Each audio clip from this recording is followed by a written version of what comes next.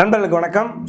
அதிமுகவினுடைய விண்ணை பிளக்கும் ஏறக்குறைய தமிழர்கள் அனைவரும் வயிற்றிலும் அதாவது நெஞ்சிலும் பாலை வார்க்கும் அளவுக்கு எப்படி இந்த திமுக அரசாங்கத்திடமிருந்து யாரிடம் சென்று ஒளியப் போகிறோம், எப்படி ஓடி தன்னைத்தானே காப்பாற்றிக் கொள்ளப் போகிறோம் என்று இருந்த தமிழக மக்களினுடைய மனதில் பாலை வார்ப்பது போல அதிமுக ரொம்ப ஸ்ட்ராங்காக அந்த கடைசி நேர அந்த அந்த வெற்றியை நோக்கி ஓடிட்டு இருக்கு.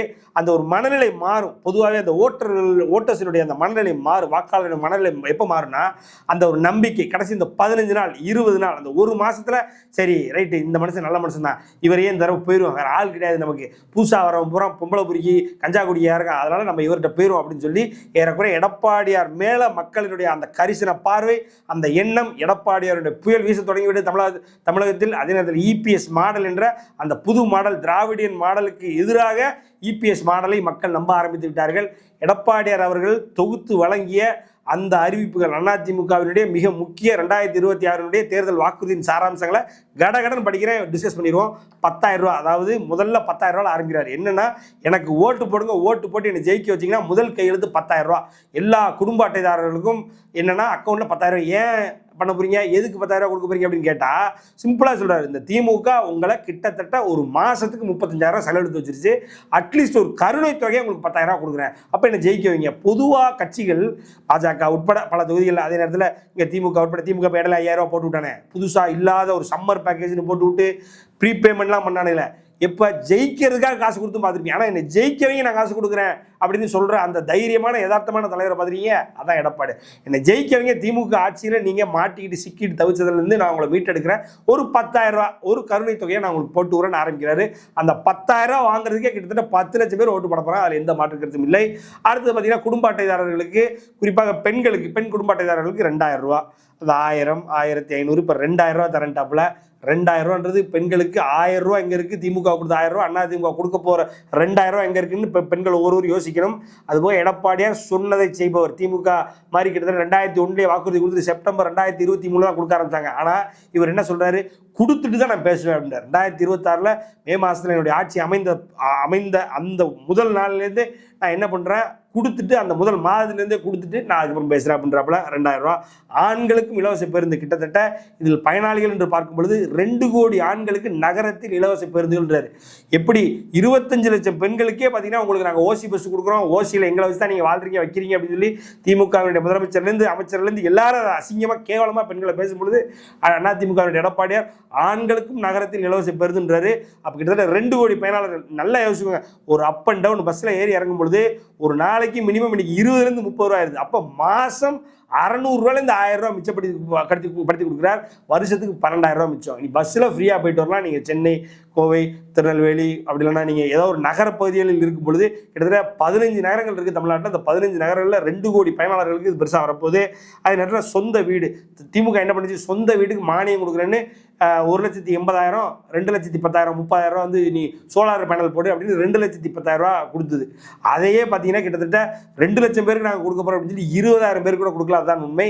ஆனால் எடப்பாடியார் சொல்கிறாரு, இடம் வாங்கி உனக்கு கான்கிரீட் வீடு போட்டு உனக்கு கிரகப்பிரவேசம் பண்ணி வரைக்கும் உன் கையில் கொடுக்குற வரைக்கும் ஏன் பொறுப்புன்றார் எடப்பாடியார் அவர்கள்.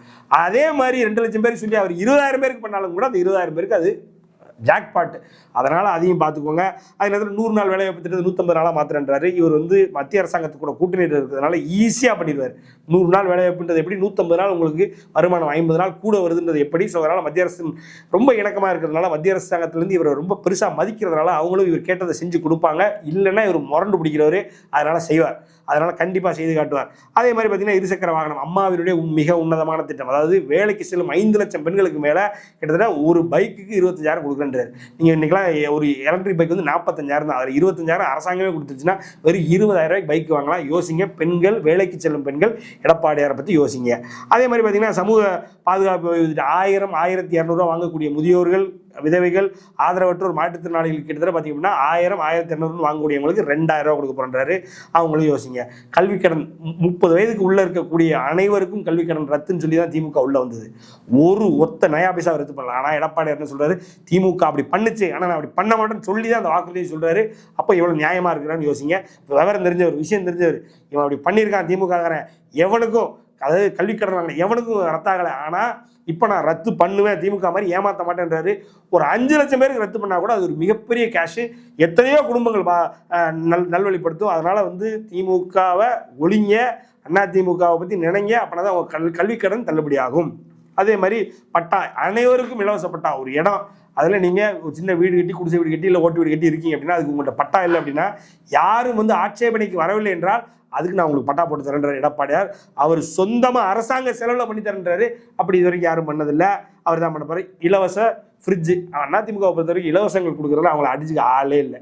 எவன் என்ன சொன்னாலும் சரி, மக்களுக்கு இது தேவை, அவன் வீட்டில் இருந்தால் நல்லது. அப்படி தான் கிரைண்டரு, மிக்சி, ஃபேனுன்னு என்னென்ன வேணுமோ இலவச மடிக்கணினி அதெல்லாம் கொடுத்தாங்க. அதே மாதிரி இந்த முறை ஃப்ரிட்ஜு, அதாவது சிம்பிளாக சிங்கிள் டோரு, அதே மாதிரி டபுள் கேபினெட் இருக்கக்கூடிய ஒரு 15,000 மதிக்கத்தக்க ஃப்ரிட்ஜை ஃப்ரீயாக கொடுக்குறன்றாரு. அனைத்து பெண்களுக்கும், அனைத்து குடும்ப அட்டைதார பெண்களுக்கும் ஃப்ரிட்ஜு ஃப்ரீ. யோசிங்க, ஃப்ரிட்ஜு வேணுமா வேண்டாமான்னு. அதே மாதிரி பார்த்தீங்க அப்படின்னா லேப்டாப், ஆஸ் யூஷுவல் அம்மாவினுடைய மிகப்பெரிய திட்டம், உலகம் முழுக்கும் பேசப்பட்ட திட்டமான லேப்டாப் டே 1லேருந்து first year, second year, third year, fourth year எல்லாத்துக்குமே 10th 11th 12th எல்லா பசங்களுக்கும் கொடுக்குறேன்றாங்க. இதை தான் ஜெயலலிதா அவர்கள் பண்ணாங்க. ஆனால் இந்த திமுக அரசாங்கம், இந்த ஏமாற்று திமுக அரசாங்கம் இப்போ எலெக்ஷனுக்காண்டி இப்போ வெறும் ஃபைனல் இயர் பசங்களுக்கு அதுவும் வந்து 10,000 பேர் கூட இந்த லேப்டாப் போகலன்றதான் உண்மை. ஸோ அப்படிப்பட்ட அதிமுகவினுடைய திட்டத்தை திமுக திருடி அதையும் பண்ண தெரியாமல் பண்ணிச்சு. ஆனால் அதிமுக மீண்டும் அதை பண்ண போகிறேன்னு சொல்கிறாங்க.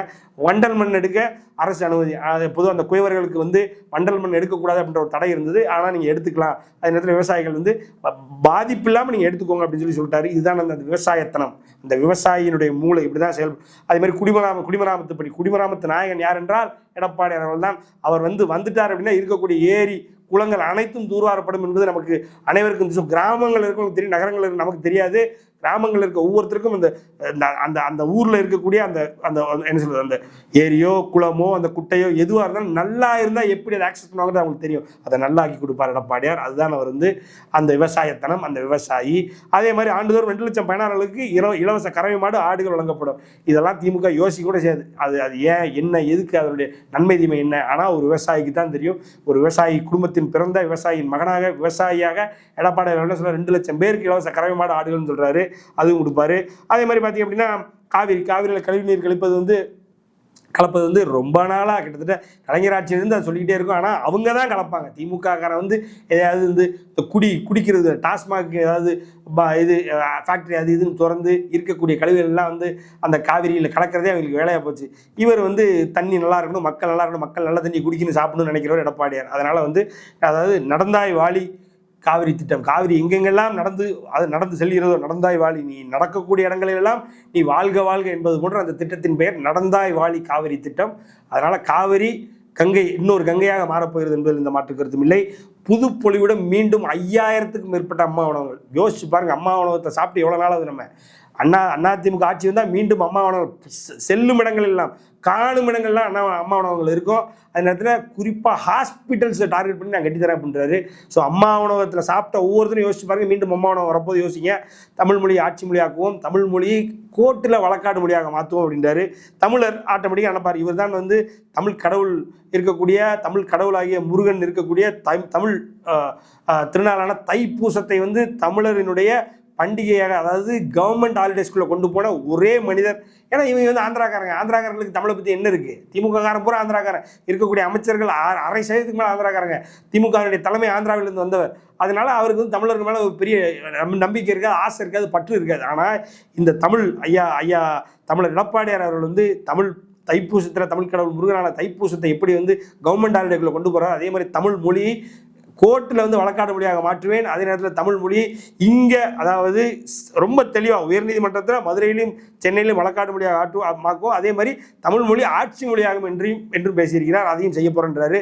அதே நேரத்தில் பார்த்தீங்கன்னா இன்னொன்று தெளிவாக சொல்கிறார், என்னென்னா தமிழ் மொழி வந்து எங்கெங்கெல்லாம் வந்து எந்தெந்த யூனிவர்சிட்டிஸ்லாம் தமிழ் மொழி வந்து கற்றுத்தரப்படுகிறதோ அங்கெல்லாம் மானியம், அது என்னென்ன யூனிவர்சிட்டிஸுக்கு தேவைக்கு ஏற்ப நாங்கள் மானியம் கொடுக்க போகிறோம் அப்படின்றாரு.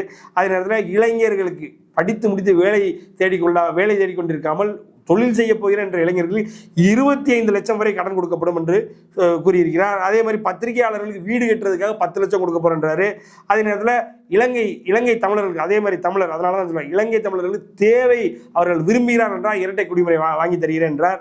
அதே மாதிரி கிராமிய கலைகள், கிராமத்திலிருந்து வந்தவர் சிலுவம்பாளையத்திலிருந்து இன்னைக்கு வந்து கிட்டத்தட்ட இந்தியா முழுக்க உலகம் முழுக்க பேசக்கூடிய இடத்துல இருக்கிறார். அதனால கிராமிய கலைகளை பற்றி அவருக்கு தெரியும்.